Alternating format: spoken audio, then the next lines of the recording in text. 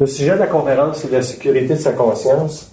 Moi, ça me parle pas trop, mais je sais pas si vous autres, ça vous parle. OK. Donc, on va commencer.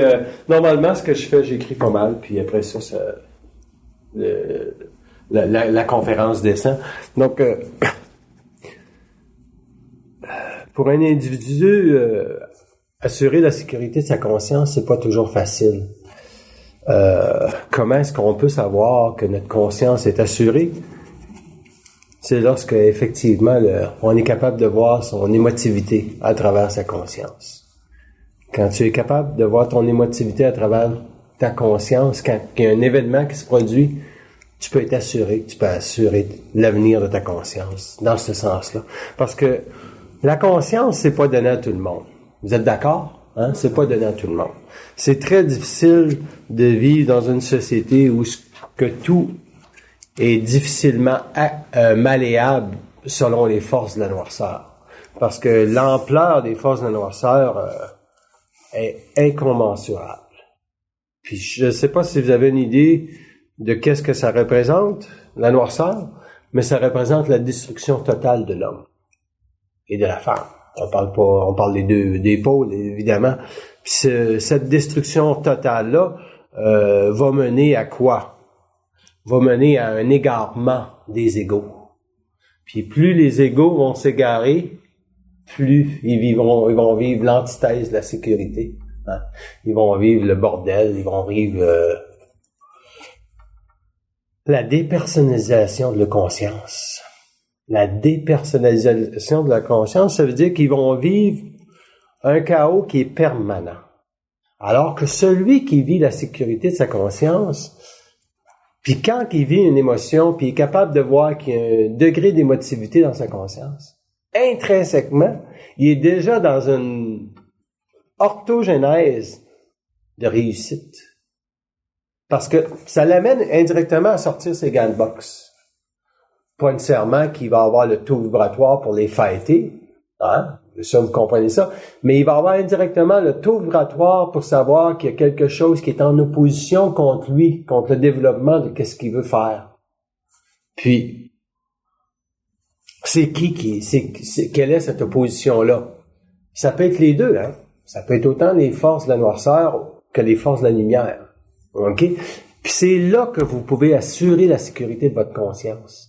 Dans le sens que si vous pouvez identifier qui joue à travers vous, le degré d'émotivité que vous vivez, est-ce qu'il vient de votre ego ou est-ce qu'il vient intrinsèquement du souffle du double sur votre psyché? Dans le sens que le double, il dit « Ah, tu vois là, tu vis de l'émotivité ici. » Alors que l'ego va dire « Calice d'émotivité. » Je m'excuse du langage, mais je suis obligé d'utiliser un langage cru bien souvent pour faire comprendre. OK? Donc, il y a une grande différence entre les deux. Si vous vivez un peu d'émotivité, puis vous savez que la force du double est derrière, puis vous dites, ah, je remarque que je vis un peu d'émotivité. La sécurité de votre conscience est assurée. Pourquoi? Parce que l'ego ne prendra pas pour acquis qu'il est parfait. Parce que la rébellion de l'ego contre l'émotivité, c'est nécessairement un jeu astral en sa conscience. C'est une rébellion de soi par rapport à qui on est. Et l'ego n'a pas à être rebellé contre qui il est. L'ego, un jour, doit se rebeller contre les forces. Ça veut dire que quand est-ce que l'ego peut se rebeller contre les forces? C'est quand il a assuré la sécurité de sa conscience. Moi, je trouve ça bien intéressant, ce qu'ils disent, parce que dans ce sens, ça veut dire que si vous êtes capable de mettre votre ego sur la table, vous ne serez pas en réaction émotive par rapport à ce que vous allez vivre.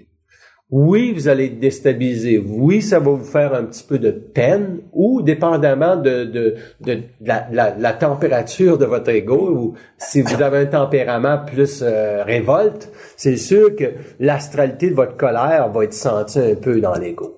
Mais c'est pas grave, c'est nécessaire, ça. Il n'y a pas un ego qui ne doit pas se construire sur... il n'y a pas un ego qui va se construire sur dans la ouate. Ça, c'est certain. Il n'y a pas un ego qui va se construire dans la ouate. La ouate, c'est pour les moutons. OK?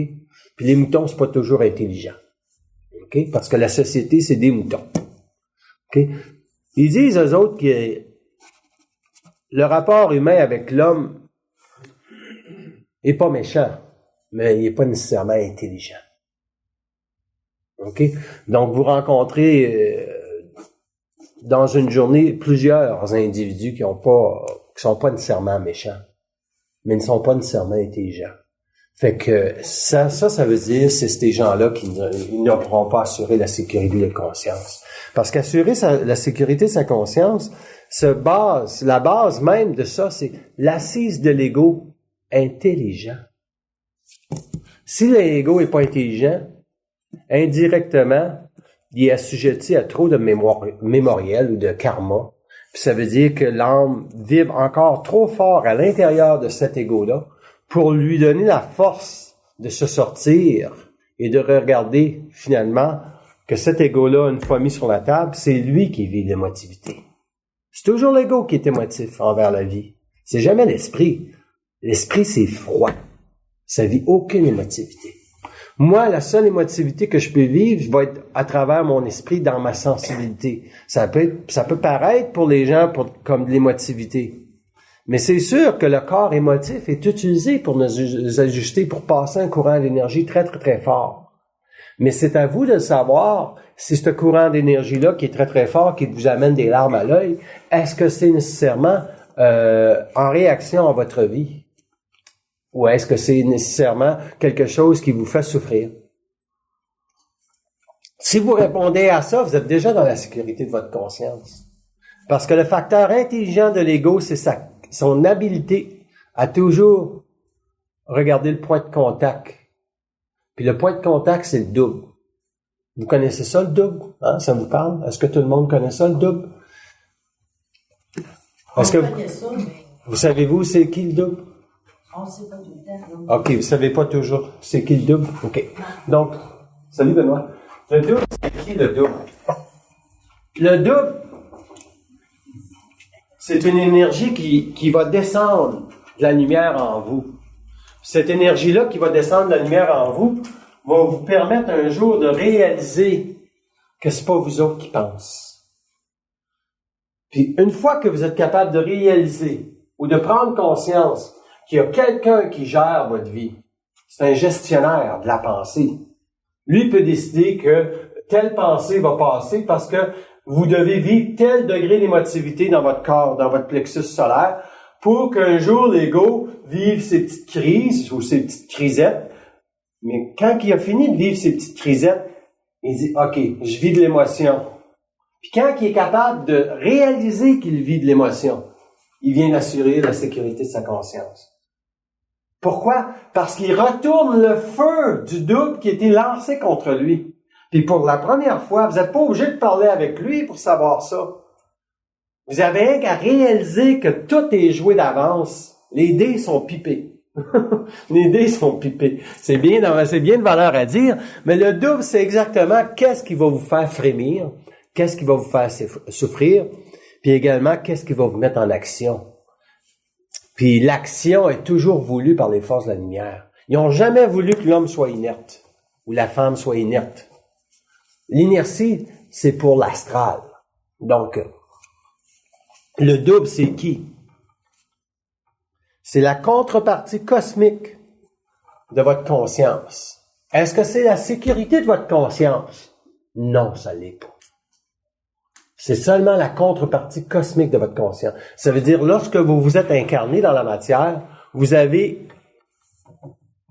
laissé une partie de vous-même sur les plans célestes. Puis cette partie céleste-là, c'est cet agenda-là du double cosmique que vous êtes.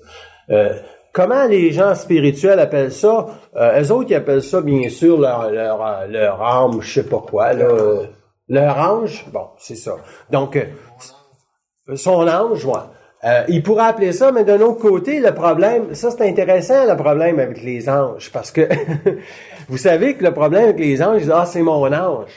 Puis si c'est pas leur ange gardien, c'est qui? Parce que c'est correct au niveau de dire, c'est mon ange, mais un ange, c'est souvent astral. C'est toujours astral. Mais ça peut être un ange gardien, ce que les gens qui sont spirituels peuvent appeler, c'est souvent un ange gardien, c'est le double. Mais le problème avec un ange gardien, c'est que lui est pas là pour assurer la sécurité de ta conscience. C'est là l'illusion. C'est pour ça que ça s'appelle un ange gardien. Jusqu'à temps que l'homme se révolte contre la conscience de l'ange, puis là, il va découvrir c'est quoi le poteau rose. Puis le poteau rose, c'est définitivement que lui puisse se réaliser et se voir en tant qu'ego dans la matière. Une fois que ça s'est réalisé, une fois que l'homme a réalisé qui il est en tant qu'ego dans la matière, il peut s'auto-générer. Parce que l'esprit et l'ego est fusionné. C'est une fusion. Ce qu'on appelle la fusion, c'est la fusion de l'ego avec l'esprit. C'est-à-dire que l'âme a foutu le camp, en d'autres mots. Où est-elle partie? Elle n'est pas partie bien loin, parce qu'on est toujours programmé selon un agenda cosmique qui peut être aussi un programme de vie. Okay? Un programme de vie, c'est nécessairement interrelié à une programmation. Puis une programmation, c'est quoi? Je vous donne un exemple.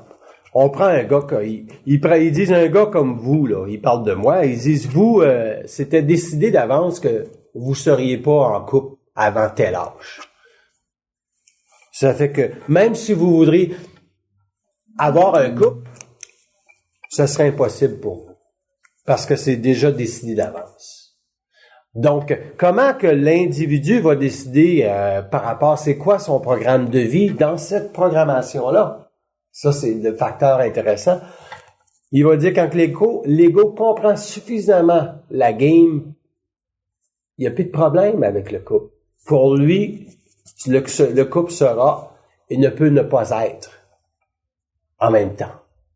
Donc, ça veut dire, parce qu'il y a une amie qui me posait la question, je dis, oui, mais si tu restes chez vous le samedi soir, tu ne rencontreras pas cette femme-là que tu es supposé rencontrer.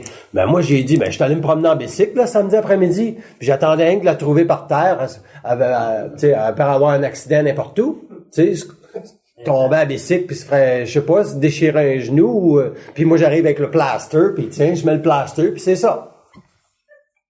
Voyez-vous que c'est pipé d'avance. Les dés sont pipés d'avance. Tu n'as rien à faire pour rencontrer qui tu as rencontré. Sinon que d'avoir les yeux clairs.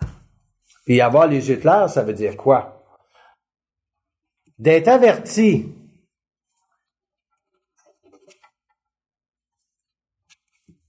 Que ta vie, c'est pas ta vie. Quand tu es capable de vivre ça, que ta vie c'est pas ta vie, il n'y a aucun problème avec la sécurité de ta conscience. Pourquoi? Parce que la genèse de ta vie est basée sur le réel de ton devenir. Et le réel de ton devenir, c'est ce que tu vois de toi-même. Tu sais qu'est-ce qui va t'arriver. On sait tout ce qui va nous arriver à un moment donné. Parce que l'homme, c'est un visionnaire. Puis, depuis 1969, après la fusion, ils ont fait interférer beaucoup de forces pour faire comprendre à l'homme que c'est un visionnaire. Puis, c'est pour ça que d'ailleurs la conscience, elle continue. Il y a suffisamment de gens dans la salle, ici ou ailleurs, qui ont suivi M. Bernard de Montréal pour comprendre qu'est-ce que c'est une conscience visionnaire. Ça veut dire que l'homme s'en va quelque part. Alors que la société sont convaincus que ça s'en va nulle part. N'importe quel individu qui n'a pas de conscience ou une télécommunication, une télépathie avec les plans de la lumière, c'est pas trop ce que ça s'en va. Oui, il est capable de dire les dés sont de pied, mais tabarnouche ou tabarnak, je sais pas si je vais avoir un 6 ou un 7, tu sais. Puis c'est sûr que ça va être un 7.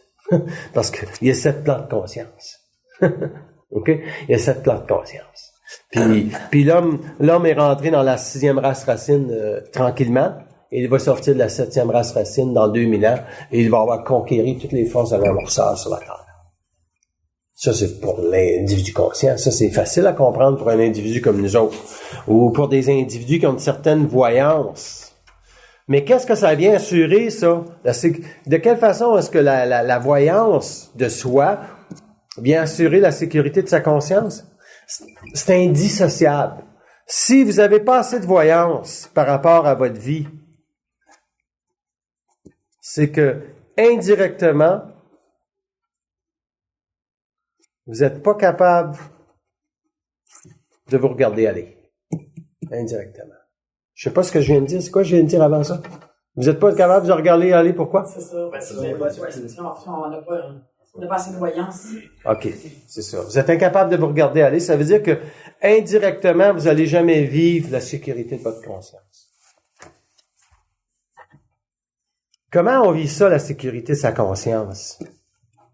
C'est quand on vit une émotion, puis aussitôt on est capable de se retourner de l'autre bord, puis on sait qu'il y a une game qui se joue.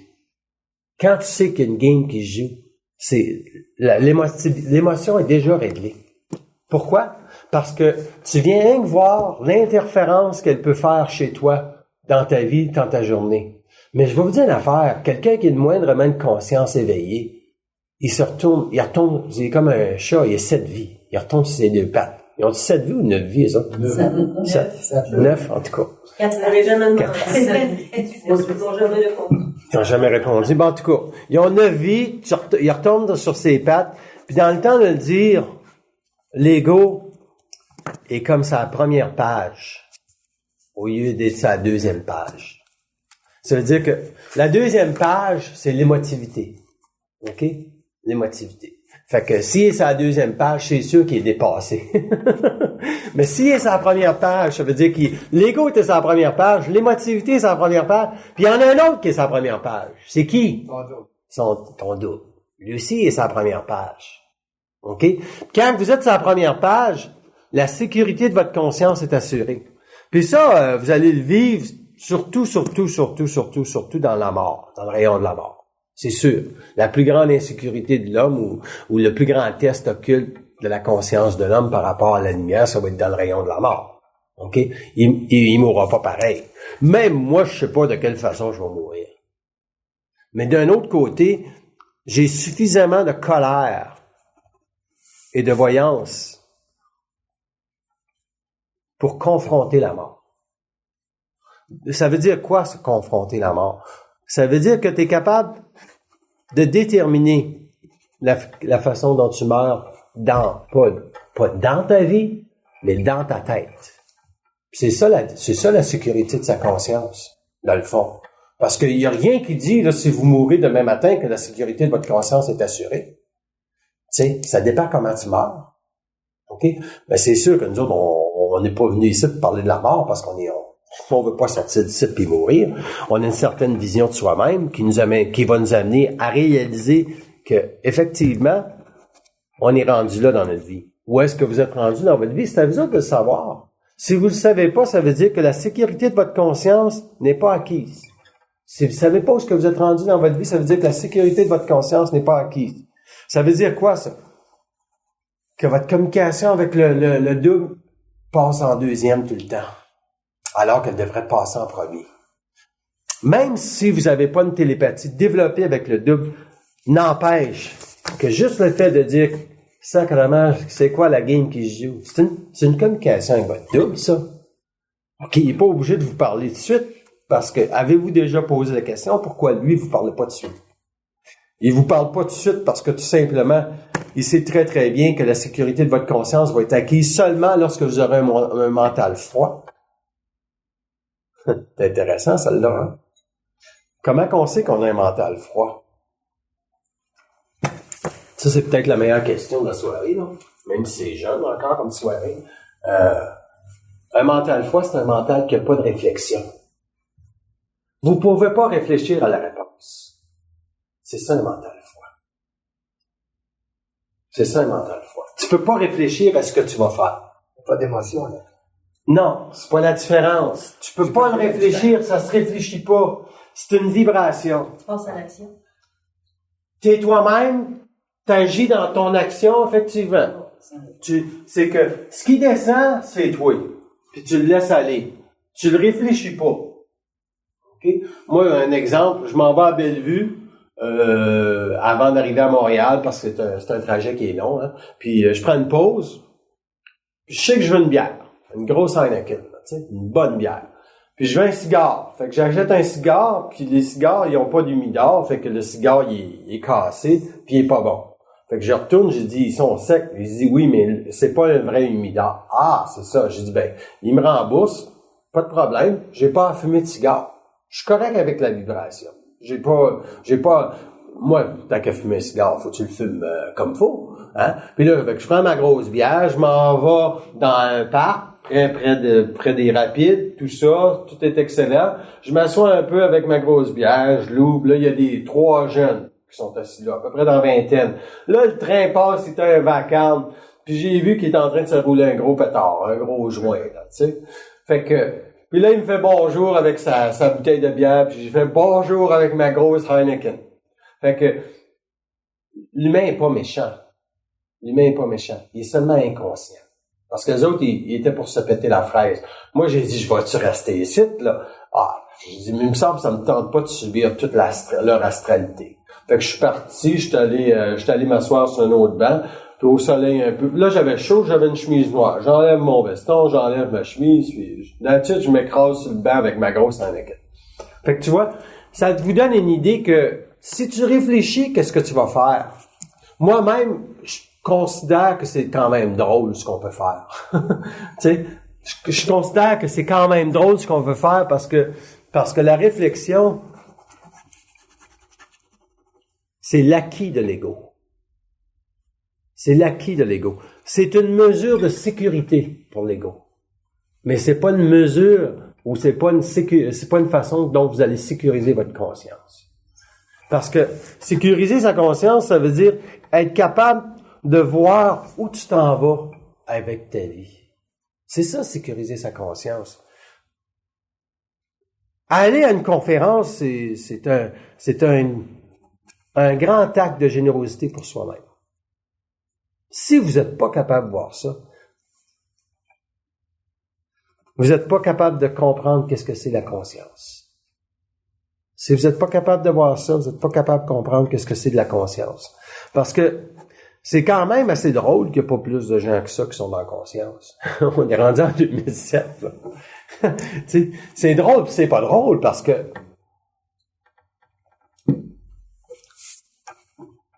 l'homme n'est pas méchant, mais il n'est pas intelligent. Puis à un moment donné, la non-intelligence de ses actions, il va en payer le prix. C'est comme vous autres, c'est comme l'homme, comme moi, comme vous, n'importe qui. Si un jour on n'est pas capable de prendre la mesure du baromètre de son émotivité, on va en payer le prix. Vous allez en payer le prix. Il y a toujours un prix à payer pour un degré d'émotivité. C'est sûr que si tu parles avec eux autres, comme moi, ils m'ont fait vivre quelque chose un matin, puis au préalable, j'ai dit, c'est ça. Parce que ça fait partie des ajustements de l'homme. Tant au niveau de sa conscience qu'au niveau de qu'est-ce qu'il doit vivre dans une journée. Je viens de sortir il y a un notaire qui s'est installé à côté de chez moi, puis le notaire, sur l'heure du midi, a fait stationner quelqu'un dans l'entrée de ma cour. OK? Ou dans l'entrée de la cour. Moi, je vis d'un bloc appartement où il y a 6 appartements. Donc, il a stationné dans l'entrée de ma cour. Là, j'ai cherché pendant 10 minutes pour pouvoir sortir. Puis à un moment donné, l'auto est dans le chemin. Il s'est retiré, puis j'ai dit, « C'est vous qui avez stationné là? » Il dit, « Oui. » J'ai dit, « C'est un manque de respect. » Puis là, je parlais fort. Puis là, le notaire qui voyait ça, il est venu, il dit, « Vous pensez d'une façon de parler aux gens? Vous, c'est pas une façon de parler aux gens. » J'ai dit, « Qu'est-ce que vous êtes en train de me raconter là, vous? » Puis là, il me met la main sur l'épaule. Je dis, « Mettez-moi pas la main sur l'épaule. » Je dis, j'ai dit, on peut se parler j'ai dit, d'une façon, lui, sa job, c'est de bien parler. Moi, ma job, c'était de ne pas me laisser éteindre. Parce que lui, il peut pas assurer la sécurité de sa conscience dans ce mouvement-là. Parce qu'imaginez, son client vient chez moi, puis il a peur de payer 25 cents pour le parcomètre, puis il le fait stationner dans mon entrée. Puis là, j'ai dit, moi, j'ai manqué un rendez-vous, je suis en retard à un rendez-vous, là, puis je m'en allais, là.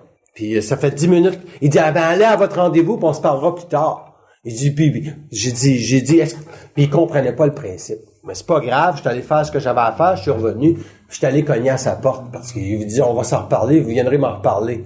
Puis là, quand j'ai cogné, il y a un autre jeune homme qui est arrivé en même temps, juste pour vous donner comment c'est bien arrangé. Fait que là, il m'a juste vu, il m'a pas reconnu parce que j'étais pas habillé comme ça quand il m'a vu. Puis là, j'étais habillé comme ça. Puis j'ai dit, c'est moi le monsieur d'après-midi, là. Puis j'ai donné la main. J'aurais jamais donné la main après-midi. Il y a une différence. Il faut se respecter dans qui on est. C'est la seule façon qu'on va assurer la sécurité de sa conscience. On peut pas être des moutons.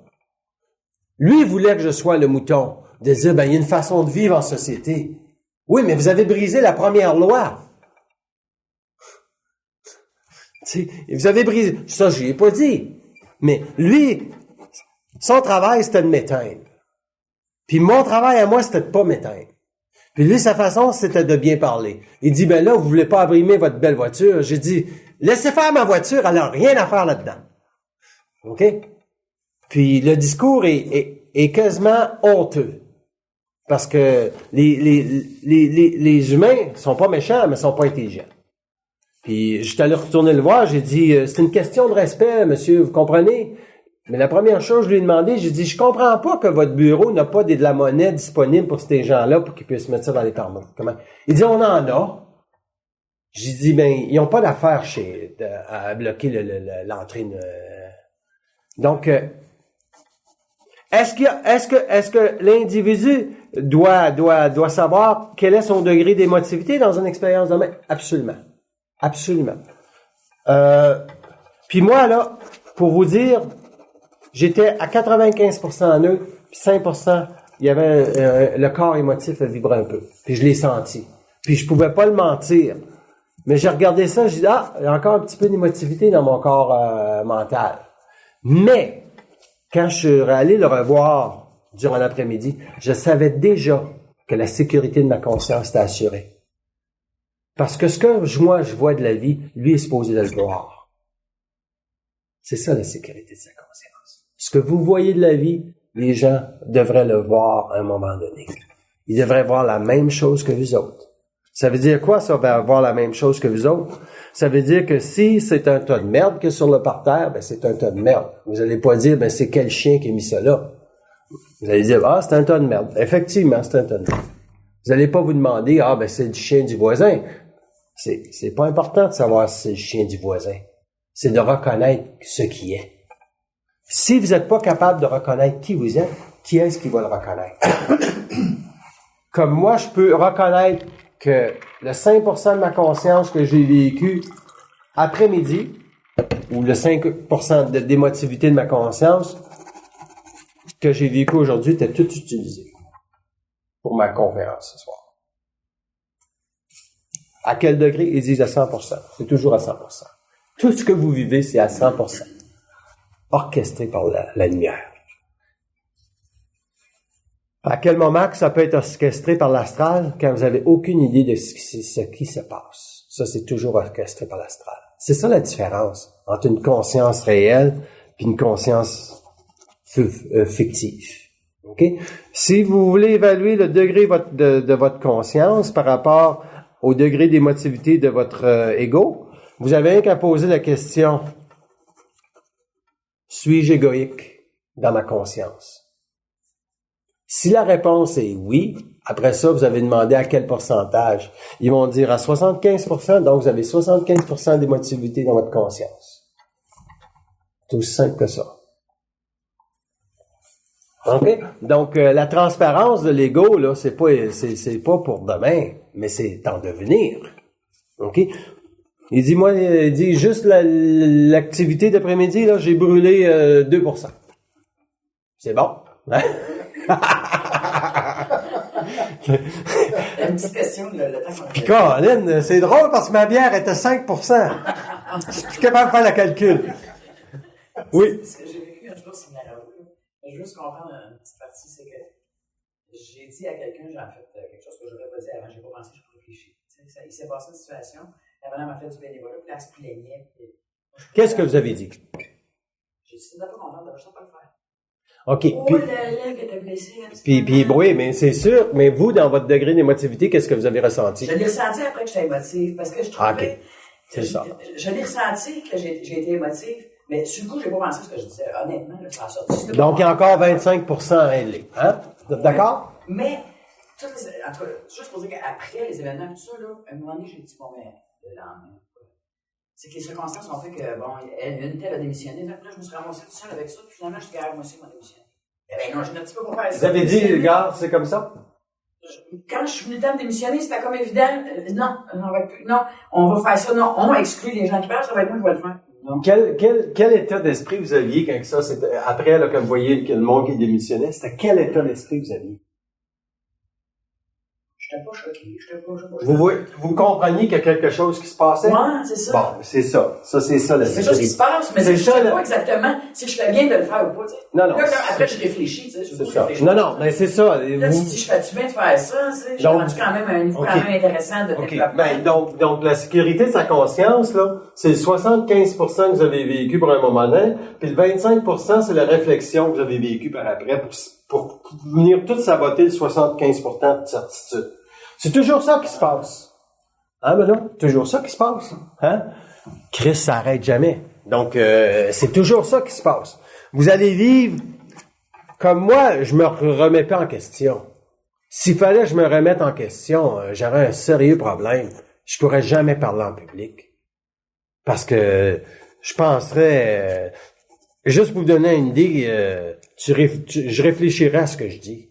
Puis je serais pas capable, parce que si je réfléchirais à ce que je dis, je me trouverais intéressant. Je me trouve pas intéressant, moi.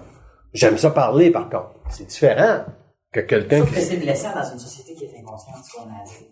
Tu sais, oui, mais... Comme là, la madame a fait, tu sais, là, il dit ça, elle, là, je l'ai blessée dans son égout, elle a fait ça. Mais ça, c'est son problème. Oui, je sais. C'est ça. Sauf que, moi, je pourrais dire, ça occasionne d'autres affaires, puis... Ouais, mais la seule chose que ça devrait occasionner, c'est une plus grande étude de vous-même. Ouais, pour moi. Ouais, c'est ça. Le reste, là, le monsieur, là, je voulais aller voir comment il réagirait cet après-midi à la façon dont j'allais lui dire bonjour, puis tout ça. J'ai dit, vous comprenez ce que je dis? Il dit, absolument, je comprends ce que vous dites. Moi, c'est que ça que je veux.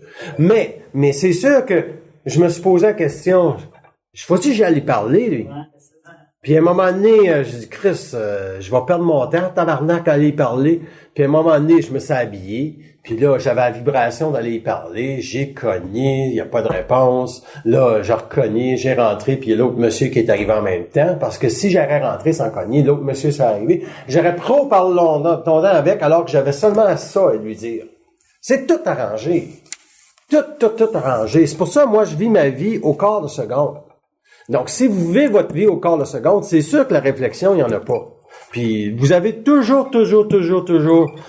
l'assurance que ce que vous allez faire, que ce soit n'importe quoi, ayez toujours l'assurance que la motivation de votre conscience n'est pas de vous détruire vous, mais de vous construire. OK? Moi, je regarde ça, je vais y parler, je sais pas où est-ce que ça va aller. J'ai aucune espèce d'idée d'où ça va aller. Mais je m'empêche pas le mouvement.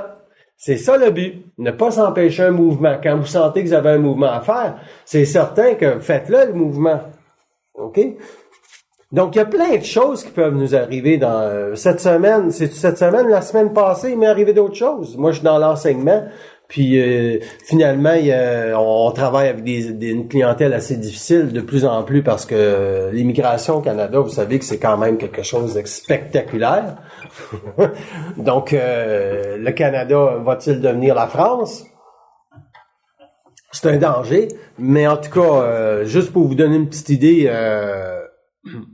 Il y a un étudiant qui m'a apostrophé le bras parce que je faisais une intervention auprès de son ami qui faisait probablement, qui n'était pas supposé d'être dans l'école, puis il voulait pas me suivre, donc j'ai presque pas touché parce que je l'ai seulement encadré avec mes bras, mais c'est pour vous dire que le côté racial est très fort, donc le côté émotif très fort, puis la personne m'a apostrophé par le bras. Puis moi, le lendemain, la seule chose, je regarde, puis son message, c'était « Don't touch me ». C'est lui qui avait la main sur mon bras. Puis il me menaçait avec son doigt « Don't touch me ». Puis là, je le regardais dans les yeux, puis il continuait « Don't touch me ». Je regarde mon bras, je regarde sa main, je le regarde encore « Don't touch me ». Puis il est resté là pendant 15 secondes, son bras. Puis j'étais totalement froid dans ça. Mais j'étais encerclé d'au moins 8 à 9 personnes. J'ai eu aucune crainte, mais la seule chose que j'ai réalisée par après, c'est que On vit dans un monde extrêmement dangereux. Extrêmement dangereux. Ça veut-tu dire qu'on va s'armer? Non, moi je n'irai pas m'armer, mais tu peux être sûr que les forces de la lumière, je les demande toujours c'est quoi qui se passe. Tu es obligé dans des situations comme ça. Le lendemain matin, j'ai pas trop posé ce qui se passait comme question parce que j'avais aucune émotivité. Quand tu n'as aucune émotivité, tu poses pas de questions normalement. Tu continues ta vie, tu dis tabarnak, qu'est-ce que c'est? Tu sais, puis tu t'en vas avec ça. Puis mais le lendemain, c'était clair que j'allais faire intervenir la police dans ça. La police est là, faut s'en servir. Puis le but, c'est probablement pour assurer la sécurité de ma conscience. Sur tous les plans de conscience. Même dans la matière, il faut assurer la sécurité de sa conscience. Ça veut dire que faut pas avoir de naïveté dans l'ego. Celui qui croit aux anges, il est naïf dans son ego par rapport au plan spirituel. OK? Donc, le plan spirituel, c'est le Patrick Zabé, Agadadou des anges, tu sais, mouskalala puis ouais, passe le café. Fait que c'est une vraie joke, ça va nulle part la spiritualité. Puis heureusement que les chocs qui s'en viennent vont prouver que ça va nulle part. Mais pour le moment, c'est en vogue. C'est pas mauvais la spiritualité. Ça fait son chemin. Ça fait son chemin. Les gens qui ont entendu un discours spirituel, ça leur forme les oreilles pour éventuellement venir à des conférences pour la conscience. Mais, parce que ça démontre une ouverture sur le culte. Mais il faut savoir avec qui tu fais affaire. OK? Puis, de penser que l'ange gardien, c'est pas un contact avec l'astral, c'est faux. C'est toujours un contact avec l'astral. Parce que l'ange gardien, c'est celui qui cache ton lien avec la lumière. Alors que les anges, ce sont ceux qui ont été vénérés par l'homme et qui ont été octroyés des droits qui ne leur reviennent pas. Fait que les anges gardiens, ce sont les putains de l'astral. Ils se prostituent pour l'astral. C'est certain que le zèle bat très très vite quand ils entendent ça. Parce qu'ils veulent en savoir plus. Ça, c'est intéressant. Voyez-vous l'ouverture qu'ils ont pareil? Ils demandent à être éduqués, ces anges-là. Puis ceux qui ne demandent pas à être éduqués vont se retirer. Mais ça, c'est bien souvent des anges déchus. Ça fait que c'est des anges qui ont passé du côté de la noirceur. Ça, c'est les anges déchus. OK? Le bas astral est fait d'anges déchus. Le bas astral est fait d'anges déchus. Lucifer en est un d'ailleurs. OK? Donc, il faut pas comprendre dans le message de la noirceur contre l'homme une sécurité. Mais il faut comprendre que ça représente la fin de sa conscience s'il n'est pas capable lui-même de retourner son regard vers la lumière. Et comment va-t-il retourner son regard vers la lumière? Lorsqu'il va vouloir prendre conscience, c'est qui l'ego? Qu'est-ce que ça fait un ego? C'est quoi un ego? Comment c'est formaté un ego? Ça répond sur quel agenda? Quelles sont les forces qui conditionnent votre ego? C'est sûr que votre ego, il peut avoir de l'arrogance dedans. Il peut avoir du défaitisme dedans. Il peut avoir, appelez-le ce que vous voulez, ça a pour nom l'entité maîtresse. La base même de votre ego a pour nom l'entité maîtresse, parce que l'entité maîtresse, c'est une entité du plan de la mort qui est utilisée par le double pour vous permettre de rentrer dans votre ego, de vivre de l'ego, savoir ce que c'est de l'ego pour en souffrir. Puis quand tu souffres ton ego, ben, c'est sûr qu'à quelque part, indirectement, tu es obligé de la regarder puis de mettre ça à la table. Quand tu as assez souffert, Pierre, hein, c'est pas mal ça qui arrive à un moment donné. Quand on souffre assez de l'ego, à un moment donné, on peut le mettre ça à la table puis dire, bon, il y a quelle structure dans mon ego qui amène un cycle de souffrance incontinu puis irréversible. Puis c'est sûr que les gens qui gravitent autour de soi sont là pour nécessairement alimenter cet ego. Tu sais, on a tous des liens familiaux, peut-être que vous avez encore de la famille ou quoi que ce soit. Mais un jour, vous devez savoir c'est quoi votre lien égoïque avec les gens qui sont dans votre famille. OK? Parce que je peux vous dire une chose. Vous pouvez visiter votre famille pour des raisons totalement cosmiques. Et vous pouvez visiter votre famille pour des raisons totalement karmiques. Hein? C'est réel, ça? Hein? Ouais. Karmique ou cosmique. Karmique, vous allez le sentir quand c'est karmique, quand vous vivez de l'émotivité par rapport à ceux qui sont là. Quand c'est cosmique, savez-vous c'est quoi la réponse? Et vous allez lui poser la question, qu'est-ce que je fais ici? Je dis, ou vous allez poser la question, qu'est-ce que je viens faire ici? Tu viens rien faire. Tu viens, puis, ou qu'est-ce que je retire d'être ici? Tu retires rien. puis, vous allez poser la question, mais, que ça donne? Ben, lui, il retire tout. Puis vous allez être capable de vivre avec la réponse. C'est grave, mais c'est réel aussi. Ça veut dire que, parce qu'on a toujours l'impression qu'on doit retirer quelque chose. Alors que de la conscience, ce n'est pas un retrait. C'est toujours un investissement en l'homme, en la lumière. C'est jamais un retrait.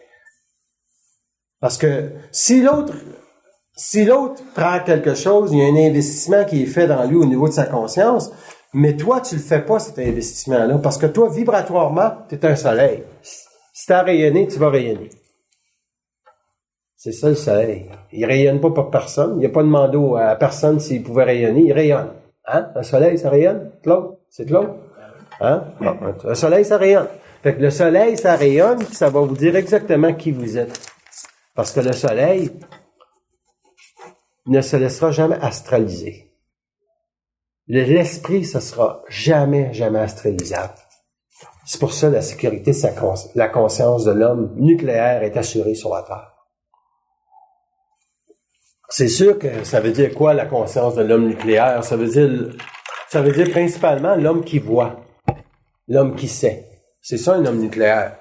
C'est l'homme qui voit, l'homme qui sait, l'homme qui va quelque part. Alors que l'homme solaire, c'est un homme qui ne se réfléchit pas. Mais avant de ne pas se réfléchir, il faut que vous sachiez qui vous êtes. Et quand vous savez qui vous êtes, vous rentrez dans ce qu'appellent les autres la 6e race racine. Quand vous savez qui vous êtes, quand votre contact avec le double est bien établi, vous savez qui vous êtes. Donc, vous devenez un homme solaire. Puis l'homme nucléaire vient après. C'est quoi l'homme nucléaire? C'est l'homme qui a confronté le double sur tous ses plans ou toutes ses rhétoriques. Parce que ces rhétoriques, ce sont toutes le mémoriel égoïque qu'il peut utiliser contre vous pour vous faire évoluer. C'est chien pareil. Hein? Oui. Je vais dire tabarnak parce que ça me tente, là. Mais c'est chien.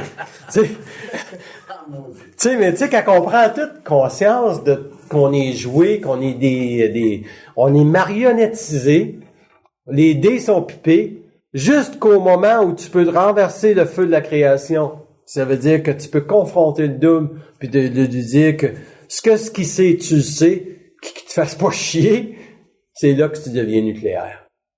Parce que là, après ça, tu rentres dans un autre registre de conscience, ça veut dire que tu as accès à d'autres corridors de pensée. Puis ces corridors de pensée-là, c'est les corridors des îles paradisiaques. C'est ceux qui sont à la source même de l'homme nucléaire. Puis l'homme nucléaire, c'est rien, ça. Parce que l'homme nucléaire, c'est lui qui va interpeller les forces de la lumière pour lui dire qui il est. C'est pas eux autres qui vont définir l'homme dans... Si je lui pose la question sous quelle force ils définissent l'homme, avant qu'il prenne conscience, ils disent à 100%.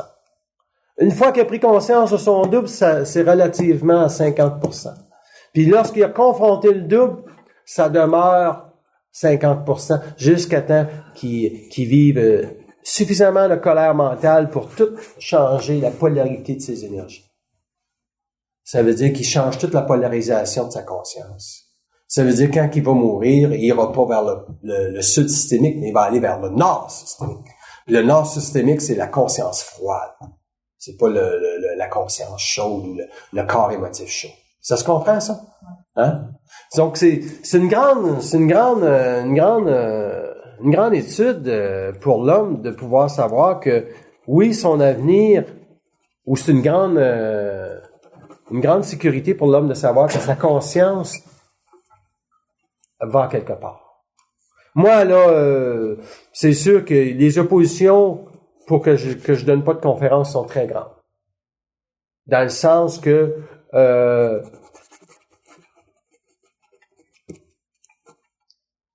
je peux pas vivre de ça.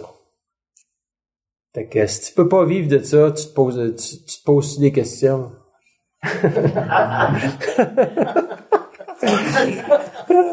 tu dis comme tabarnak. Puis si tu peux pas vivre de ça, puis tu te fais chier dans une école, puis tu es obligé d'appeler la police parce qu'il y en a qui veulent te tuer. Là, tu prends un verre d'eau. Tu le remets pas en question, par contre. Tu peux pas remettre en question qu'est-ce qu'ils font. Mais t'as-tu hâte d'avoir le droit à un break? Je pense que c'est pas nécessairement que vous avez hâte d'avoir. Parce que vous vous demandez peut-être à un moment donné, ça va-tu fonctionner pour moi? Il va-tu se passer quelque chose? Puis ça, ils disent, ça, vous allez le savoir quand vous allez être absent de crainte. Quand vous allez être absent de crainte, vous allez savoir que la sécurité de votre conscience est assurée et que vous allez pouvoir faire ce que vous êtes supposé faire. Ce que vous voyez de vous-même, vous allez le faire. Donc, à quelque part, ils vont utiliser un petit peu de crainte pour te faire douter. C'est pas vraiment du doute. Parce que c'est au niveau tu trouves ça chiant un peu qu'ils te mettent les bâtons dans les roues tout le temps, t'empêcher de faire ce que tu veux faire. Puis ils disent aux autres que c'est voulu. Parce que si l'individu, ça irait tout bien, c'est sûr qu'il arrêterait le processus de conscientisation intrinsèquement. Mais s'il est capable de vivre le vide pendant un temps, il va savoir que tout ce qui a été enlevé va lui être redonné.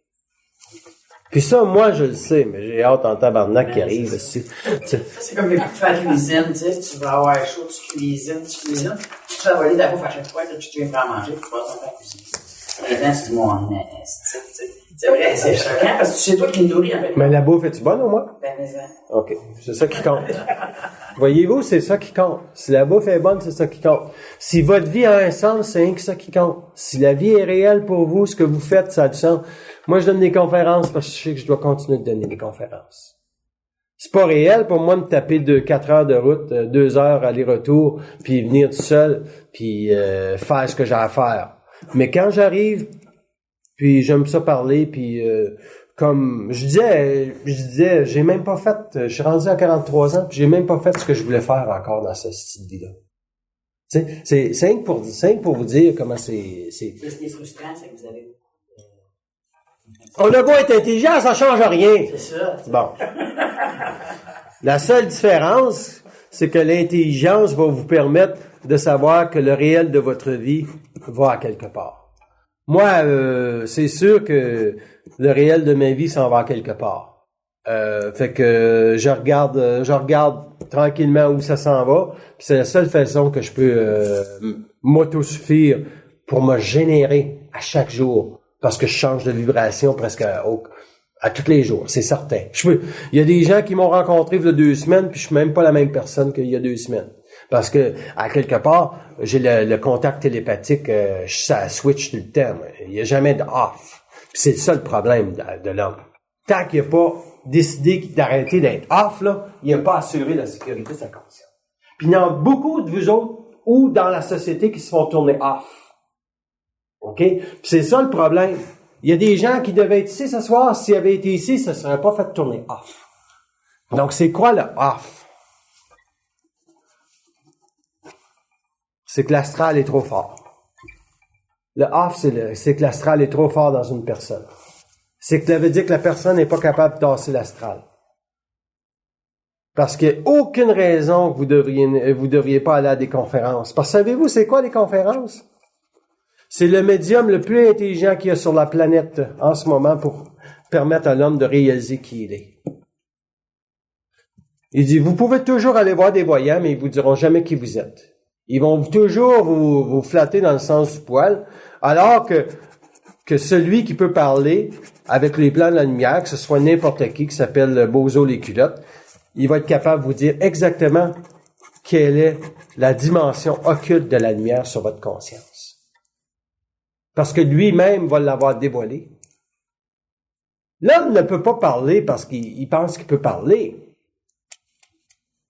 Il se fait utiliser quand il pense qu'il peut parler. Il parle parce qu'il a l'autorité de parler. Parce qu'il a arraché le droit de parole aux forces de la lumière. C'est la seule façon que vous allez assurer la sécurité de votre conscience. Puis là, on parle d'une conscience nucléaire. On parle même pas d'une conscience solaire. Une conscience nucléaire, ça veut dire que tu peux te mettre en feu à n'importe quel temps. Fait que, sacrement. Toute l'astral se tasse. Tous les corridors astrales qui ont pour conscience de s'abreuver à la lumière de l'homme, parce que c'est des consciences pareilles. Hein? Les entités, ce sont des consciences. Ce sont des consciences astrales. Mais ce sont des consciences.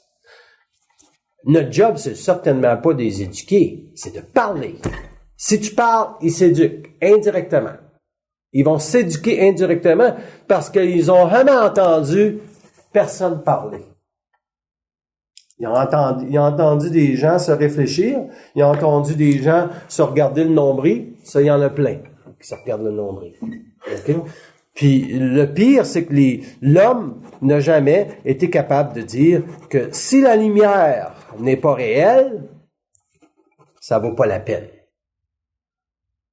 Si ma vie ne va pas à quelque part demain, ça vaut pas la peine que je sois ici et ce soir. Mais moi, je sais toujours que je change de taux de vibratoire. Puis ça se sent.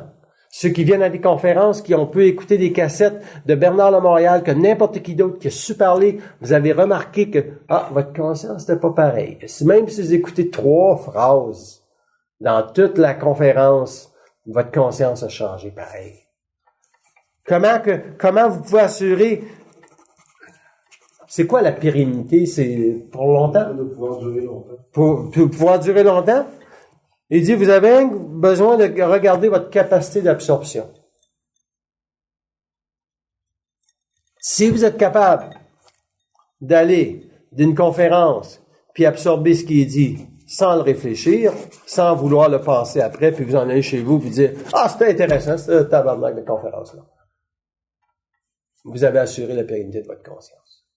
Parce que si vous tombez dans la réflexion de regarder c'est quoi qui est dit le gars, vous êtes déjà un peu dans votre ego en sortant. Donc, la pérennité de sa conscience veut dire, je me rappelle pas de ce qu'il a dit, mais j'étais bien. C'est rien que ça qui compte. Que ce soit intéressant ou que ce soit pas intéressant, d'abord que vous soyez bien, OK? C'est rien que ça le but. Puis si vous avez des questions, c'est que ces questions-là doivent être répondues. Et c'est ça la beauté des nouvelles conférences. C'est un nouveau format, les conférences. C'est pas seulement un homme qui parle. C'est un homme, c'est l'homme qui exige des individus de se découvrir dans les paroles. C'est ça la conscience de demain. C'est pour ça qu'un jour, les gens vont former des tables, puis ils vont pouvoir s'asseoir à la même table. Ça va être des tables rondes, ça va être des tables. Ce sera pas, mais chacun va être suffisamment individualisé dans sa conscience pour pouvoir parler à tour de rôle. L'ego ne se représentera pas à cette table-là. Et ça, c'est voulu de la lumière. La régence planétaire travaille énormément pour que l'homme s'individualise. Parce que la régence planétaire, ça veut dire, c'est l'interface cosmique de la lumière sur la Terre assurée. Assurée. C'est ça. Assurée. Puis, il y en a pas beaucoup. Parce qu'il y a une tabarnak, il y a une gang aussi qui se font déconnecter. C'est comme si les gens sont un petit peu trop naïfs par rapport à la noirceur. Je vais arrêter là-dessus, on prend une pause. trop naïf par rapport à là. On reviendra là-dessus si vous avez des questions.